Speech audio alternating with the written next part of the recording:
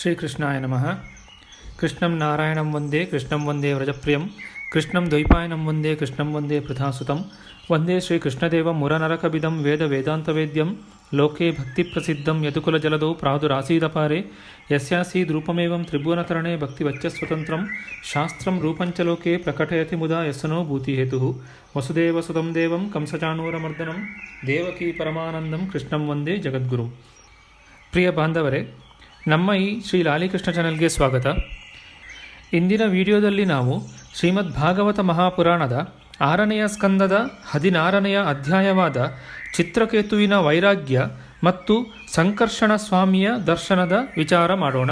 ಶ್ರೀಕೃಷ್ಣಾಯ ನಮಃ. ಶ್ರೀ ಶುಕಮಹಾಮುನಿಗಳು ಹೇಳುತ್ತಾರೆ, ಪರೀಕ್ಷಿತ್ ರಾಜನೇ, ಅನಂತರ ದೇವರ್ಷಿ ನಾರದರು ತಮ್ಮ ಯೋಗಬಲದಿಂದ ಮೃತನಾದ ರಾಜಕುಮಾರನ ಜೀವಾತ್ಮನನ್ನು ಶೋಕಪಡುತ್ತಿದ್ದ ನೆಂಟರಿಷ್ಟರ ಮುಂದೆ ಪ್ರತ್ಯಕ್ಷವಾಗುವಂತೆ ಮಾಡಿ ಅವನಲ್ಲಿ ಕೇಳಿದರು. ದೇವಋಷಿ ನಾರದರು ಹೇಳಿದರು, ಎಲೆ ಜೀವಾತ್ಮನೇ, ನಿನಗೆ ಮಂಗಳವಾಗಲಿ. ಇಲ್ಲಿ ನೋಡು, ನಿನ್ನ ತಂದೆ ತಾಯಿ ಬಂಧು ಮಿತ್ರರು ನಿನ್ನ ಅಗಲಿಕೆಯಿಂದ ಅತ್ಯಂತ ಶೋಕತಪ್ತರಾಗಿದ್ದಾರೆ. ಅದಕ್ಕಾಗಿ ನೀನು ನಿನ್ನ ಶರೀರದೊಳಗೆ ಪ್ರವೇಶಿಸಿ ಉಳಿದ ಆಯುಸ್ಸನ್ನು ನಿನ್ನ ನೆಂಟರಿಷ್ಟರ ಜೊತೆಯಲ್ಲಿ ಇದ್ದು ಕಳೆಯುವವನಾಗು.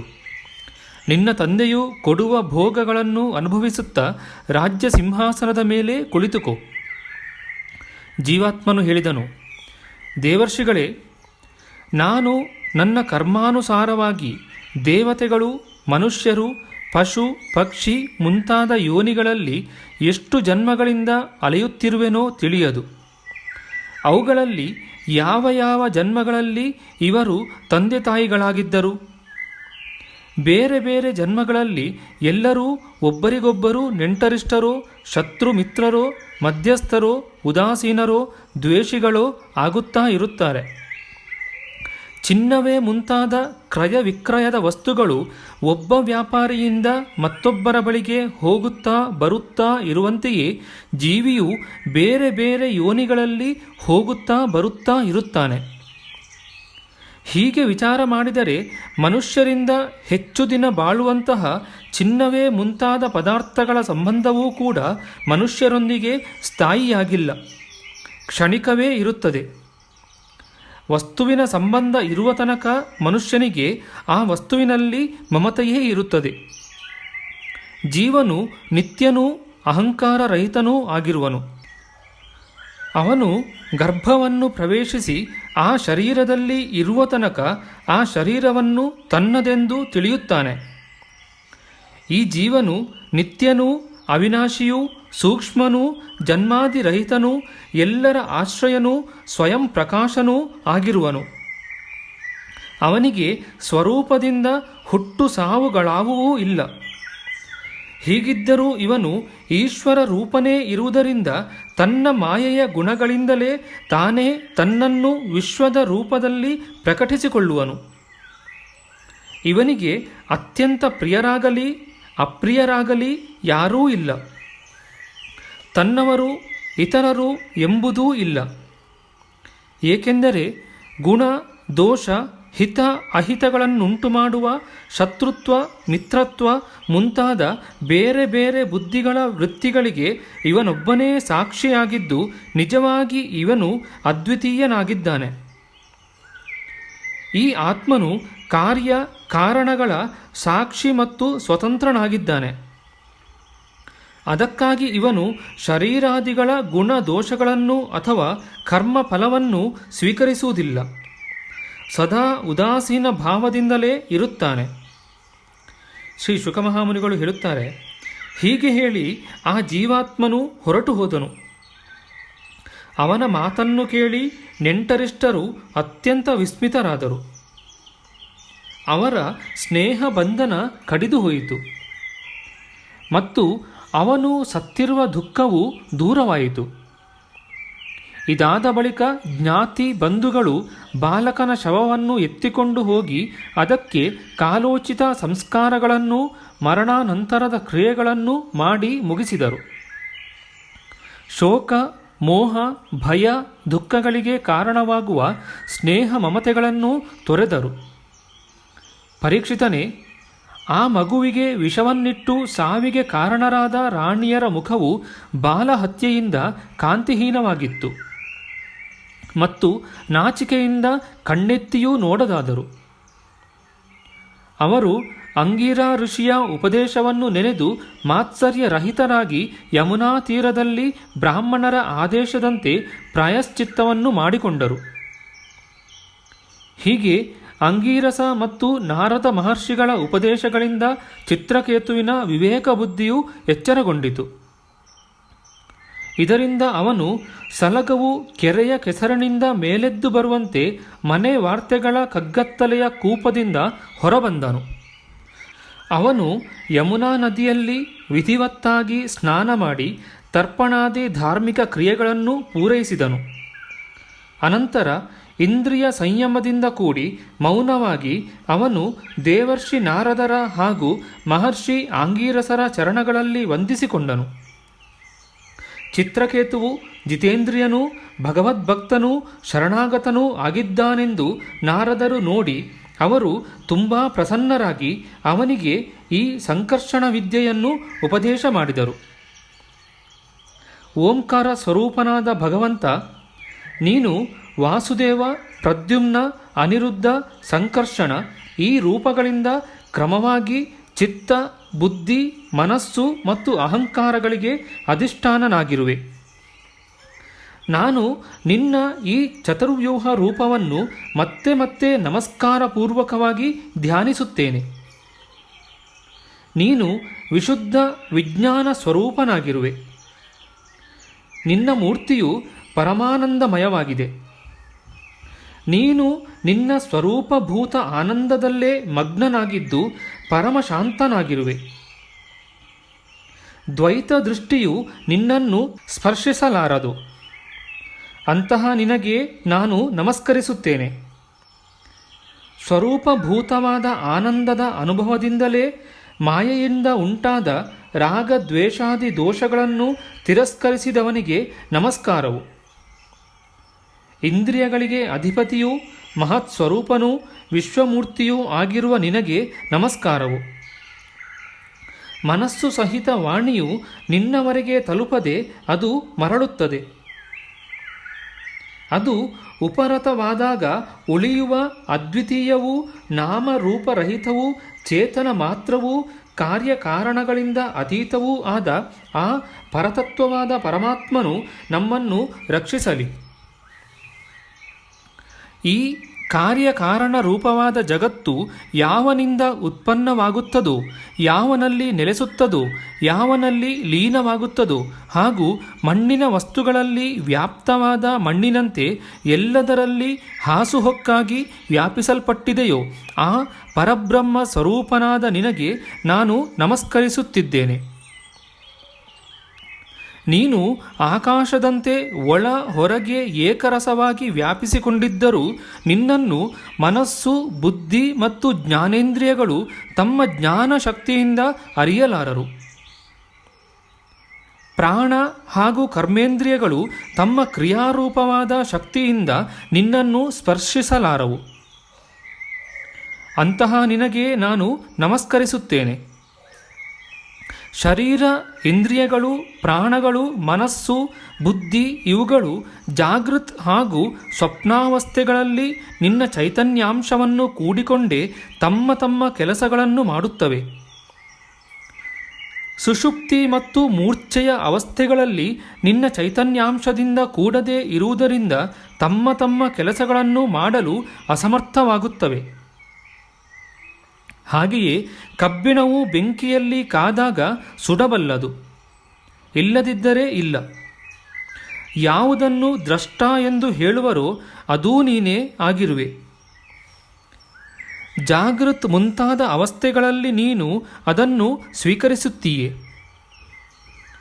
ನಿಜವಾಗಿ ನಿನ್ನಿಂದ ಹೊರತು ಅವುಗಳಿಗೆ ಯಾವುದೇ ಅಸ್ತಿತ್ವವೂ ಇಲ್ಲ. ಓಂಕಾರ ಸ್ವರೂಪಿಯೂ ಮಹಾಪುರುಷನೂ ಮಹಾನುಭಾವನೂ ಮಹಾವಿಭೂತಿಯುಳ್ಳವನೂ ಆದ ಭಗವಾನ್ ಸಂಕರ್ಷಣ ದೇವನಿಗೆ ನಮಸ್ಕಾರವು.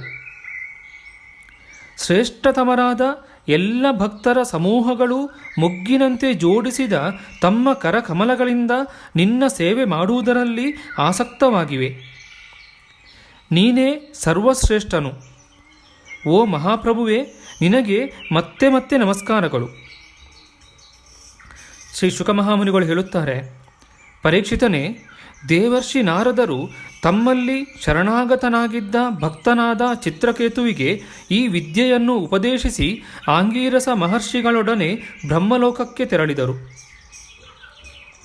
ಚಿತ್ರಕೇತು ರಾಜನು ದೇವರ್ಷಿ ನಾರದರು ಉಪದೇಶ ಮಾಡಿದ್ದ ವಿದ್ಯೆಯನ್ನು ಅವರ ಆದೇಶದಂತೆ 7 ದಿವಸಗಳ ಕಾಲ ಕೇವಲ ಜಲಾಹಾರದಿಂದಿದ್ದು ಏಕಾಗ್ರತೆಯಿಂದ ಅನುಷ್ಠಾನ ಮಾಡಿದನು. ಅನಂತರ ಆ ವಿದ್ಯೆಯ ಅನುಷ್ಠಾನದಿಂದ 7 ರಾತ್ರಿಯ ಬಳಿಕ ರಾಜ ಚಿತ್ರಕೇತುವಿಗೆ ವಿದ್ಯಾಧರರ ಅಖಂಡ ಆಧಿಪತ್ಯವು ಪ್ರಾಪ್ತವಾಯಿತು. ಮತ್ತೆ ಕೆಲವೇ ದಿನಗಳಲ್ಲಿ ಆ ವಿದ್ಯೆಯ ಪ್ರಭಾವದಿಂದ ಅವನ ಮನಸ್ಸು ಮತ್ತೂ ಶುದ್ಧವಾಯಿತು. ಈಗ ಅವನು ದೇವಾಧಿದೇವ ಭಗವಾನ್ ಆದಿಶೇಷನ ಬಳಿಗೆ ತಲುಪಿದನು. ಅಲ್ಲಿ ಭಗವಾನ್ ಆದಿಶೇಷನು ಸಿದ್ಧೇಶ್ವರರ ಮಧ್ಯದಲ್ಲಿ ವಿರಾಜಮಾನವಾಗಿರುವುದನ್ನು ಅವನು ನೋಡಿದನು. ಅವನ ದಿವ್ಯ ಮಂಗಳ ದೇಹವು ಕಮಲದ ದಂಟಿನಂತೆ ಬೆಳ್ಳಗೆ ಹೊಳೆಯುತ್ತಿತ್ತು. ಅದರ ಮೇಲೆ ನೀಲಿ ಬಣ್ಣದ ವಸ್ತ್ರಗಳು ರಾರಾಜಿಸುತ್ತಿದ್ದವು. ತಲೆಯ ಮೇಲೆ ಕಿರೀಟ, ಬಾಹುಗಳಲ್ಲಿ ತೋಳ್ಬಂದಿಗಳು, ಕಟಿಯಲ್ಲಿ ಉಡಿದಾರವು, ಕೈಯಲ್ಲಿ ಕಂಕಣಗಳು ಕಳಕಳಿಸುತ್ತಿದ್ದವು. ನಸುಗೆಂಪಾದ ಕಣ್ಣುಗಳಿಂದಲೂ ಮುಖದಲ್ಲಿ ಪ್ರಸನ್ನತೆ ಶೋಭಿಸುತ್ತಿತ್ತು. ಭಗವಾನ್ ಆದಿಶೇಷನ ದರ್ಶನ ಮಾಡುತ್ತಲೇ ರಾಜರ್ಷಿ ಚಿತ್ರಕೇತುವಿನ ಎಲ್ಲ ಪಾಪಗಳೂ ನಾಶವಾದವು. ಅವನ ಅಂತಃಕರಣ ಸ್ವಚ್ಛವೂ ನಿರ್ಮಲವೂ ಆಯಿತು. ಹೃದಯದಲ್ಲಿ ಭಕ್ತಿ ಪ್ರವಾಹವು ಉಕ್ಕಿ ಹರಿಯಿತು. ಕಣ್ಣುಗಳಲ್ಲಿ ಪ್ರೇಮಾಶ್ರುಗಳು ಉಮ್ಮಳಿಸಿದವು. ಮೈ ಪುಳಕದಿಂದ ಅರಳಿತು. ಅವನು ಅಂತಹ ಸ್ಥಿತಿಯಲ್ಲೇ ಆದಿಪುರುಷ ಭಗವಾನ್ ಶೇಷದೇವರಿಗೆ ನಮಸ್ಕರಿಸಿದನು. ಅವನ ಕಣ್ಣುಗಳಿಂದ ತೊಟ್ಟಿಕ್ಕುತ್ತಿದ್ದ ಆನಂದ ಬಾಷ್ಪಗಳಿಂದ ಭಗವಾನ್ ಶೇಷನ ಪಾದಪೀಠವು ನೆನೆಯಿತು. ಪ್ರೇಮೋದ್ರೇಕದಿಂದ ಅವನ ಬಾಯಿಯಿಂದ ಒಂದಕ್ಷರವೂ ಹೊರಡಲಿಲ್ಲ. ಅವನು ಬಹಳ ಹೊತ್ತಿನವರೆಗೆ ಶೇಷದೇವರನ್ನು ಸ್ತುತಿಸಲಿಕ್ಕೆ ಆಗಲಿಲ್ಲ. ಸ್ವಲ್ಪ ಹೊತ್ತಿನ ಬಳಿಕ ಅವನಿಗೆ ಮಾತಾಡುವ ಅಲ್ಪ ಸ್ವಲ್ಪ ಶಕ್ತಿ ಉಂಟಾಯಿತು. ಅವನು ವಿವೇಕದಿಂದ ಬುದ್ಧಿಯನ್ನು ಸ್ಥಿಮಿತಕ್ಕೆ ತಂದುಕೊಂಡು ಇಂದ್ರಿಯಗಳ ಬಾಹ್ಯ ವೃತ್ತಿಗಳನ್ನು ತಡೆಗಟ್ಟಿದನು. ಅನಂತರ ಪಂಚರಾತ್ರವೇ ಮುಂತಾದ ಭಕ್ತಿಶಾಸ್ತ್ರಗಳಲ್ಲಿ ವರ್ಣಿತವಾಗಿರುವ ದಿವ್ಯ ಸ್ವರೂಪವುಳ್ಳ ಆ ಜಗದ್ಗುರುವನ್ನು ಸ್ತೋತ್ರ ಮಾಡಿದನು. ಚಿತ್ರಕೇತುವು ಹೇಳಿದನು, ಓ ಅಜಿತನೇ, ನೀನು ಅಜಿತನಾಗಿ ಯಾರಿಂದಲೂ ಗೆಲ್ಲಲ್ಪಡದವನಾಗಿದ್ದರೂ ಸಮದರ್ಶಿಗಳೂ ಜಿತೇಂದ್ರಿಯರೂ ಆದ ಸಾಧುಗಳು ನಿನ್ನನ್ನು ಭಕ್ತಿಯಿಂದ ಗೆದ್ದುಕೊಂಡಿರುವರು. ನೀನು ನಿನ್ನ ಸೌಂದರ್ಯ, ಮಾಧುರ್ಯ, ಕಾರುಣ್ಯಗಳೇ ಮುಂತಾದ ಗುಣಗಳಿಂದ ಅವರನ್ನು ಗೆದ್ದು ವಶಪಡಿಸಿಕೊಳ್ಳುವೆ. ಆಹಾ, ನೀನು ಧನ್ಯನಾಗಿರುವೆ. ಏಕೆಂದರೆ ನಿಷ್ಕಾಮ ಭಾವದಿಂದ ನಿನ್ನನ್ನು ಭಜಿಸುವವರಿಗೆ ನೀನು ಕರುಣಾವಶನಾಗಿ ನಿನ್ನನ್ನೇ ಕೊಟ್ಟುಕೊಳ್ಳುವೆ. ಓ ಭಗವಂತ, ಜಗತ್ತಿನ ಉತ್ಪತ್ತಿ, ಸ್ಥಿತಿ ಮತ್ತು ಪ್ರಳಯಗಳು ನಿನ್ನ ಲೀಲಾ ವಿಲಾಸವಾಗಿದೆ. ಜಗತ್ತಿನ ಸೃಷ್ಟಿಕರ್ತರಾದ ಬ್ರಹ್ಮದೇವರೇ ಮುಂತಾದವರು ನಿನ್ನ ಅಂಶದ ಅಂಶಭೂತರಾದವರು. ಹೀಗಿದ್ದರೂ ಅವರು ಬೇರೆ ಬೇರೆಯಾಗಿ ತಮ್ಮನ್ನು ಜಗತ್ಕರ್ತರು ಎಂದು ತಿಳಿದುಕೊಂಡು ವ್ಯರ್ಥವಾದ ಅಭಿಮಾನದಿಂದ ಸ್ಪರ್ಧಿಸುತ್ತಾರೆ. ಪರಮಾಣುಗಳಿಂದ ಹಿಡಿದು ಪರಮ ಮಹತ್ತಿನವರೆಗಿನ ಸಮಸ್ತ ವಸ್ತುಗಳ ಆದಿ, ಮಧ್ಯ ಮತ್ತು ಅಂತ್ಯಗಳಲ್ಲಿಯೂ ನೀನೇ ಬೆಳಗುತ್ತಿರುವೆ. ಆದರೆ ನಿನಗೆ ಆದಿ, ಮಧ್ಯ, ಅಂತ್ಯಗಳು ಇಲ್ಲ. ಏಕೆಂದರೆ ಯಾವುದೇ ಪದಾರ್ಥದ ಆದಿ ಮತ್ತು ಅಂತ್ಯದಲ್ಲಿ ಯಾವ ವಸ್ತು ಇರುತ್ತದೋ ಅದೇ ಮಧ್ಯದಲ್ಲಿಯೂ ಇರುತ್ತದೆ. ಈ ಬ್ರಹ್ಮಾಂಡ ಕೋಶವು ಪೃಥ್ವಿಯೇ ಮುಂತಾದ ಒಂದಕ್ಕಿಂತಲೂ ಒಂದು 10ರಷ್ಟಿರುವ 7 ಆವರಣಗಳಿಂದ ಸುತ್ತುವರಿದಿದೆ. ತನ್ನಂತೆಯೇ ಇರುವ ಬೇರೆ ಕೋಟಿ ಕೋಟಿ ಬ್ರಹ್ಮಾಂಡಗಳೊಂದಿಗೆ ನಿನ್ನಲ್ಲಿ ಒಂದು ಪರಮಾಣುವಿನಂತೆ ಸುತ್ತುತ್ತಾ ಇರುತ್ತದೆ. ಹೀಗಿದ್ದರೂ ಅದಕ್ಕೆ ನಿನ್ನ ಎಲ್ಲೆಯೂ ತಿಳಿಯದು. ಅದಕ್ಕಾಗಿ ನೀನು ಅನಂತನಾಗಿರುವೆ. ವಿಷಯ ಭೋಗಗಳನ್ನೇ ಬಯಸುವ ನರಪಶುಗಳು ನಿನ್ನನ್ನು ಭಜಿಸದೆ ನಿನ್ನ ವಿಭೂತಿ ಸ್ವರೂಪರಾದ ಇಂದ್ರಾದಿ ದೇವತೆಗಳನ್ನು ಉಪಾಸಿಸುತ್ತಾರೆ. ಪ್ರಭೋ, ರಾಜಕುಲವು ನಾಶವಾದ ಬಳಿಕ ಅದರ ಅನುಯಾಯಿಗಳ ಬದುಕೂ ಕೂಡ ನಾಶವಾಗುವಂತೆಯೇ ಕ್ಷುದ್ರ ಉಪಾಸ್ಯ ದೇವತೆಗಳು ಹ್ರಾಸವಾದಾಗ ಅವರು ದಯಪಾಲಿಸಿದ ಭೋಗಗಳು ನಷ್ಟವಾಗಿ ಹೋಗುತ್ತವೆ. ಓ ಪರಮಾತ್ಮನೇ, ನೀನು ಜ್ಞಾನಸ್ವರೂಪಿಯೂ ನಿರ್ಗುಣನೂ ಆಗಿರುವೆ. ಅದಕ್ಕಾಗಿ ನಿನ್ನ ಕುರಿತಾಗಿ ಮಾಡಿದ ಸಕಾಮ ಭಾವನೆಯೂ ಕೂಡ ಬೇರೆ ಬೇರೆ ಕರ್ಮಗಳಂತೆ ಹುರಿದ ಬೀಜಗಳು ಮೊಳೆಯದಂತೆ ಜನನ ಮರಣರೂಪಿ ಫಲವನ್ನು ಕೊಡಲಾರದು. ಏಕೆಂದರೆ ಜೀವಿಗೆ ಉಂಟಾಗುವ ಸುಖ ದುಃಖ ಮುಂತಾದ ದ್ವಂದ್ವಗಳು ಸತ್ವಾದಿ ಗುಣಗಳಿಂದಲೇ ಉಂಟಾಗುತ್ತವೆ, ನಿರ್ಗುಣದಿಂದಲ್ಲ. ಓ ಅಜಿತನೇ, ನೀನು ಪರಿಶುದ್ಧವಾದ ಭಾಗವತ ಧರ್ಮವನ್ನು ಉಪದೇಶಿಸಿದಾಗಲೇ ಎಲ್ಲರನ್ನೂ ಗೆದ್ದುಕೊಂಡಿರುವೆ. ಏಕೆಂದರೆ ತಮ್ಮಲ್ಲಿ ಯಾವುದೇ ಸಂಗ್ರಹ ಪರಿಗ್ರಹವನ್ನು ಇಟ್ಟುಕೊಳ್ಳದಿರುವ, ಯಾವುದೇ ವಸ್ತುವಿನಲ್ಲಿ ಅಹಂತೆ ಮಮತೆಗಳಿಲ್ಲದಿರುವ ಆತ್ಮಾರಾಮರಾದ ಸನಕಾದಿ ಪರಮ ಮಹರ್ಷಿಗಳೂ ಕೂಡ ಮೋಕ್ಷವನ್ನು ಪಡೆಯುವುದಕ್ಕಾಗಿ ಇದೇ ಭಾಗವತ ಧರ್ಮವನ್ನು ಆಶ್ರಯಿಸುತ್ತಾರೆ. ಈ ಭಾಗವತ ಧರ್ಮದಲ್ಲಿ ಸಕಾಮ ಧರ್ಮಗಳಂತೆ ಮನುಷ್ಯರಲ್ಲಿ ಇದು ನಾನು, ಇದು ನನ್ನದು, ಇದು ನೀನು, ಇದು ನಿನ್ನದು ಎಂಬ ವಿಷಮ ಬುದ್ಧಿಯು ಉಂಟಾಗುವುದಿಲ್ಲ. ಹೀಗೆ ನಿಷ್ಕಾಮವಾಗಿ ಅಹಂಕಾರ ಮಮಕಾರಾದಿ ರಹಿತವಾಗಿರುವ ಭಾಗವತ ಧರ್ಮವೇ ಶುದ್ಧವಾದ ಧರ್ಮವು. ಇದಕ್ಕೆ ವಿಪರೀತವಾಗಿ ಯಾವ ಧರ್ಮದ ಮೂಲದಲ್ಲೇ ವಿಷಮತೆಯ ಬೀಜವು ಬಿತ್ತಲ್ಪಟ್ಟಿದೆಯೋ ಅದು ಅಶುದ್ಧವೂ ವಿನಾಶಿಯೂ ಮತ್ತು ಅಧರ್ಮದಿಂದ ತುಂಬಿರುವುದು. ಸಕಾಮ ಧರ್ಮವು ತನ್ನದು ಇತರರದು ಅಹಿತವನ್ನೇ ಮಾಡುವುದು. ಅದರಿಂದ ತನ್ನ ಅಥವಾ ಪರರ ಯಾವುದೇ ಪ್ರಯೋಜನ ಹಾಗೂ ಹಿತವು ಸಿದ್ಧಿಸುವುದಿಲ್ಲ. ಆ ಧರ್ಮವನ್ನು ಅನುಷ್ಠಾನ ಮಾಡುವವನ ಚಿತ್ತವು ದುಃಖಿತವಾದಾಗ ನಿನಗೆ ರೋಷ ಉಂಟಾಗುವುದು. ಇತರ ಚಿತ್ತಕ್ಕೆ ದುಃಖ ಉಂಟಾದಾಗ ಅದು ಧರ್ಮವೇ ಆಗಿರದೆ ಅಧರ್ಮವೇ ಆಗುವುದು. ಓ ಭಗವಂತ, ನೀನು ಯಾವ ದೃಷ್ಟಿಯಿಂದ ಭಾಗವತ ಧರ್ಮವನ್ನು ನಿರೂಪಣೆ ಮಾಡಿರುವೆಯೋ ಅದು ಎಂದಿಗೂ ಪರಮಾರ್ಥದಿಂದ ಕದಲುವುದಿಲ್ಲ. ಅದಕ್ಕಾಗಿ ಚರಾಚರ ಸಮಸ್ತ ಪ್ರಾಣಿಗಳಲ್ಲಿ ಸಮದೃಷ್ಟಿಯುಳ್ಳ ಸಾಧು ಸಂತರೇ ಅದನ್ನು ಸೇವಿಸುತ್ತಾರೆ. ಭಗವಂತನೇ, ನಿನ್ನ ದರ್ಶನ ಮಾತ್ರದಿಂದಲೇ ಮನುಷ್ಯನ ಎಲ್ಲ ಪಾಪಗಳು ಕ್ಷಯ ಹೊಂದುವುದರಲ್ಲಿ ಅಸಂಭವವೇನೂ ಇಲ್ಲ. ಏಕೆಂದರೆ ಒಂದು ಸಾರಿ ನಿನ್ನ ನಾಮವನ್ನು ಕೇಳುವುದರಿಂದಲೇ ನೀಚನಾದ ಚಾಂಡಾಲನು ಸಂಸಾರದಿಂದ ಮುಕ್ತನಾಗಿ ಹೋಗುವನು. ಓ ಭಗವಂತ, ಈಗ ನಿನ್ನ ದರ್ಶನ ಮಾತ್ರದಿಂದಲೇ ನನ್ನ ಅಂತಃಕರಣದ ಎಲ್ಲ ಮಲವೂ ತೊಳೆದು ಹೋಯಿತು. ನಿನ್ನ ಅನನ್ಯ ಭಕ್ತರಾದ ದೇವರ್ಷಿ ನಾರದರು ಹೇಳಿರುವ ಮಾತು ಹೇಗೆ ಸುಳ್ಳಾದೀತು? ಓ ಅನಂತ, ನೀನು ಸಮಸ್ತ ಜಗತ್ತಿನ ಆತ್ಮನಾಗಿರುವೆ. ಆದುದರಿಂದ ಜಗತ್ತಿನ ಪ್ರಾಣಿಗಳು ಮಾಡುವುದೆಲ್ಲವನ್ನೂ ನೀನು ತಿಳಿದೇ ಇರುವೆ.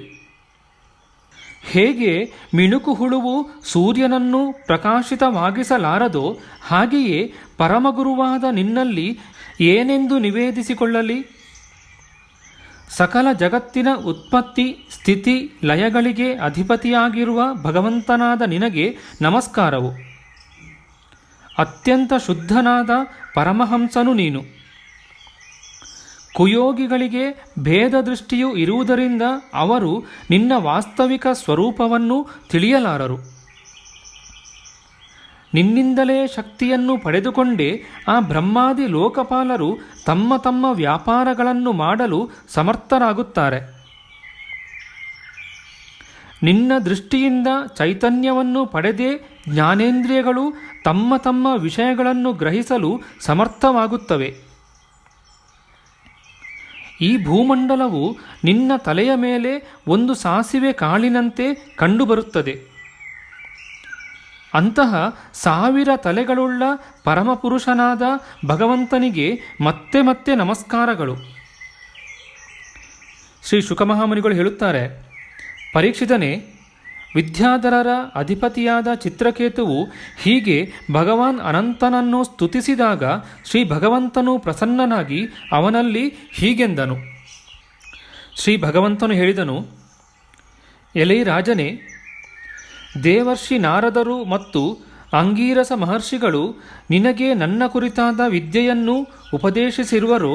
ಅದರಿಂದ ಹಾಗೂ ನನ್ನ ದರ್ಶನದಿಂದ ನೀನು ಸಂಸಿದ್ಧಿಯನ್ನು ಪಡೆದಿರುವೆ. ನಾನೇ ಸಮಸ್ತ ಪ್ರಾಣಿಗಳ ರೂಪದಲ್ಲಿದ್ದೇನೆ. ನಾನೇ ಅವರ ಆತ್ಮನಾಗಿರುವೆನು. ಅವರನ್ನು ಪಾಲಿಸುವವನೂ ನಾನೇ. ಶಬ್ದಬ್ರಹ್ಮ ಅಂದರೆ ವೇದ ಮತ್ತು ಪರಬ್ರಹ್ಮ ಎರಡೂ ನನ್ನ ಸನಾತನ ರೂಪವಾಗಿದೆ. ಆತ್ಮನು ಕಾರ್ಯಕಾರಣಾತ್ಮಕ ಜಗತ್ತಿನಲ್ಲಿ ವ್ಯಾಪ್ತನಾಗಿದ್ದಾನೆ. ಕಾರ್ಯಕಾರಣಾತ್ಮಕ ಜಗತ್ತು ಆತ್ಮನಲ್ಲಿ ನೆಲೆಸಿದೆ. ಹಾಗೂ ಇವೆರಡರಲ್ಲಿಯೂ ನಾನು ಅಧಿಷ್ಠಾನ ರೂಪದಿಂದ ವ್ಯಾಪ್ತನಾಗಿದ್ದೇನೆ ಮತ್ತು ಇವೆರಡೂ ನನ್ನಲ್ಲಿ ಕಲ್ಪಿತವಾಗಿವೆ. ಸ್ವಪ್ನದಲ್ಲಿ ಮಲಗಿರುವ ಮನುಷ್ಯನು ಸ್ವಪ್ನಾಂತರ ಅಂದರೆ ಮತ್ತೊಂದು ಕನಸು ಕಾಣುವಾಗ ಸಮಸ್ತ ಜಗತ್ತನ್ನು ತನ್ನಲ್ಲಿಯೇ ನೋಡುತ್ತಾನೆ ಮತ್ತು ಸ್ವಪ್ನಾಂತರ ಮುಗಿದು ಹೋದಾಗ ಸ್ವಪ್ನದಲ್ಲೇ ಎಚ್ಚರಗೊಳ್ಳುವನು. ತನ್ನನ್ನು ಜಗತ್ತಿನ ಒಂದು ಮೂಲೆಯಲ್ಲಿ ಇರುವಂತೆ ಕಾಣುವನು. ಆದರೆ ವಾಸ್ತವವಾಗಿ ಅದೂ ಸ್ವಪ್ನವೇ ಆಗಿದೆ. ಹಾಗೆಯೇ ಜೀವಿಯ ಜಾಗೃತ್ ಮುಂತಾದ ಅವಸ್ಥೆಗಳೂ ಕೂಡ ಪರಮೇಶ್ವರನ ಮಾಯೆಯೇ ಆಗಿದೆ. ಹೀಗೆ ತಿಳಿದುಕೊಂಡು ಎಲ್ಲರ ಸಾಕ್ಷಿ ಮಾಯಾತೀತ ಪರಮಾತ್ಮನನ್ನೇ ಸ್ಮರಿಸಬೇಕು. ಮಲಗಿರುವ ಮನುಷ್ಯನು ಯಾವುದರ ಸಹಾಯದಿಂದ ತನ್ನ ನಿದ್ರೆಯನ್ನು ಮತ್ತು ಅದರ ಅತೀಂದ್ರಿಯ ಸುಖವನ್ನು ಅನುಭವಿಸುವನೋ ಆ ಬ್ರಹ್ಮವು ನಾನೇ ಆಗಿದ್ದೇನೆ. ಅದನ್ನು ನೀನು ನಿನ್ನ ಆತ್ಮವೆಂದು ತಿಳಿ. ಪುರುಷನು ನಿದ್ರೆ ಮತ್ತು ಎಚ್ಚರ ಇವೆರಡು ಅವಸ್ಥೆಗಳನ್ನು ಅನುಭವಿಸುತ್ತಾನೆ. ಅವನು ಆ ಅವಸ್ಥೆಗಳಲ್ಲಿ ಅನುಗತನಾಗಿದ್ದರೂ ವಾಸ್ತವವಾಗಿ ಅವುಗಳಿಂದ ಬೇರೆಯೇ ಆಗಿದ್ದಾನೆ. ಅವನ ಎಲ್ಲ ಅವಸ್ಥೆಗಳಲ್ಲಿ ಇರುವ ಅಖಂಡ ಏಕರಸ ಜ್ಞಾನವೇ ಬ್ರಹ್ಮವಾಗಿದೆ. ಅದೇ ಪರಬ್ರಹ್ಮವಾಗಿದೆ. ಜೀವನು ನನ್ನ ಸ್ವರೂಪವನ್ನು ಮರೆತು ಹೋದಾಗ ಅವನು ತನ್ನನ್ನು ಬೇರೆ ಎಂದು ತಿಳಿದುಕೊಳ್ಳುವನು. ಅದರಿಂದಲೇ ಅವನಿಗೆ ಸಂಸಾರ ಚಕ್ರದಲ್ಲಿ ಬೀಳಬೇಕಾಗುತ್ತದೆ ಮತ್ತು ಹುಟ್ಟಿನ ನಂತರ ಸಾವು, ಸಾವಿನ ನಂತರ ಹುಟ್ಟು ಅವನಿಗೆ ಉಂಟಾಗುವುದು. ಈ ಮನುಷ್ಯ ಯೋನಿಯು ಜ್ಞಾನ ಮತ್ತು ವಿಜ್ಞಾನದ ಮೂಲ ಸ್ರೋತಸ್ಸಾಗಿದೆ. ಇದನ್ನು ಪಡೆದುಕೊಂಡರೂ ತನ್ನ ಆತ್ಮಸ್ವರೂಪನಾದ ಪರಮಾತ್ಮನನ್ನು ತಿಳಿದುಕೊಳ್ಳದಿರುವವನಿಗೆ ಎಲ್ಲಿಯೂ ಯಾವುದೇ ಯೋನಿಯಲ್ಲಿ ಶಾಂತಿಯೂ ಸಿಗಲಾರದು. ರಾಜನೇ, ಸಾಂಸಾರಿಕ ಸುಖಕ್ಕಾಗಿ ಮಾಡಲಾದ ಪ್ರಯತ್ನಗಳಲ್ಲಿ ಶ್ರಮವಿದೆ, ಕ್ಲೇಶವಿದೆ.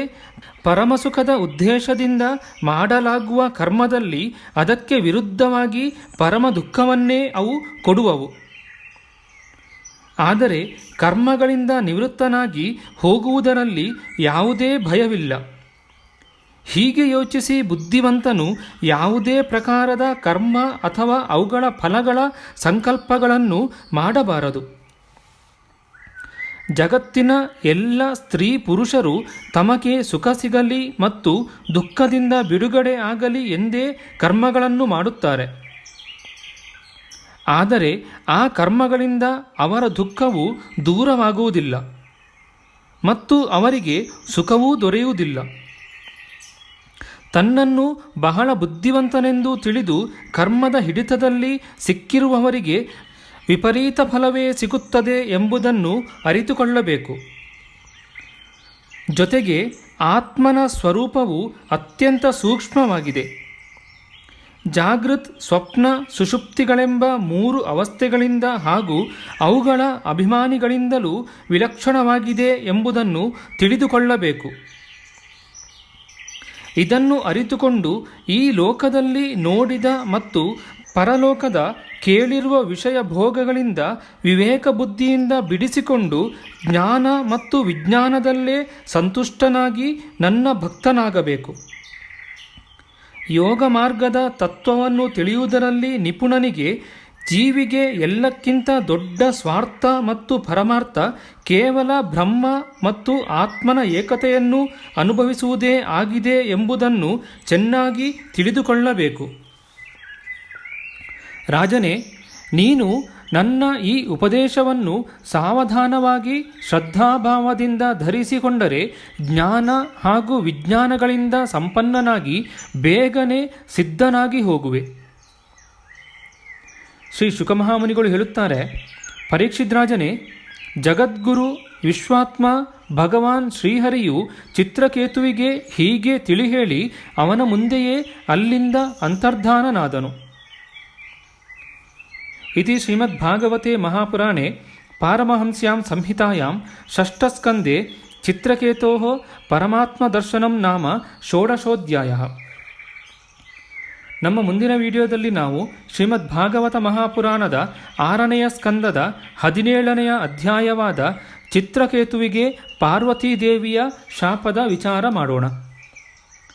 ಆಧ್ಯಾತ್ಮಿಕ ಚರ್ಚೆ ಮತ್ತು ವಿಚಾರ ವಿನಿಮಯಕ್ಕಾಗಿ ಶುರು ಮಾಡಿದ ಈ ಚಾನಲ್ನಲ್ಲಿ ನಾವು ಅಪ್ಲೋಡ್ ಮಾಡುವ ಎಲ್ಲ ವಿಡಿಯೋಗಳನ್ನು ಸಂಪೂರ್ಣವಾಗಿ ನೋಡಿ ನಿಮ್ಮ ಸಲಹೆಗಳನ್ನು ಕಮೆಂಟ್ ಬಾಕ್ಸ್ನಲ್ಲಿ ಬರೆಯಿರಿ. ದಯವಿಟ್ಟು ಈ ಚಾನಲ್ಗೆ ಸಬ್ಸ್ಕ್ರೈಬ್ ಮಾಡಿ ಹಾಗೂ ಬೆಲ್ ಬಟನನ್ನು ಒತ್ತಿ ನಾವು ಹಾಕುವ ಎಲ್ಲ ವಿಡಿಯೋಗಳನ್ನು ನೋಡಿ ಪ್ರೋತ್ಸಾಹಿಸಿ. ಕೃಷ್ಣಂ ನಾರಾಯಣಂ ವಂದೇ ಕೃಷ್ಣಂ ವಂದೇ ವ್ರಜಪ್ರಿಯಂ ಕೃಷ್ಣಂ ದ್ವೈಪಾಯನಂ ವಂದೇ ಕೃಷ್ಣಂ ವಂದೇ ಪೃತಾಸುತಂ. ಶ್ರೀಕೃಷ್ಣಾಯ ನಮಃ.